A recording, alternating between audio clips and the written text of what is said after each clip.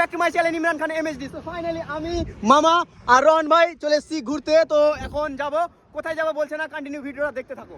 যেহেতু আমার মামা এবার যেহেতু ফার্স্ট টাইম এলো, যেহেতু ব্যবসায়িক মানুষ গাইস, দোকানে খুবই ব্যস্ত, তো আমরা এক্সাইটেড আমার মামাকে দেখবে। দেখবে এই যে না, মামা কেমন খুশি লাগছে। চেইন দোস্ত সিট ফাঁকা আছে, আমার সিট ফুল আছে, লাগবে না। এখানে তো সিট ফুল আছে, যে আমাদের মানে বসার মতো মানে আর আটবে না জায়গাতে, কিন্তু আমার মামার ফাঁকা আছে। এই যে ফাঁকা দেখতে পাচ্ছ, ফাঁকা সিট। তো চলো, আমার মামাকে যদি পছন্দ থাকে তাহলে বলে নাও, হয়ে যাবে। কমেন্ট করো, কমেন্ট করো, লাইক করতে হবে না, কমেন্ট। গার্লফ্রেন্ড মানবেন না, ডাইরেক্ট বিয়ে দিয়ে দিব। ইস, মিথ্যে কথা।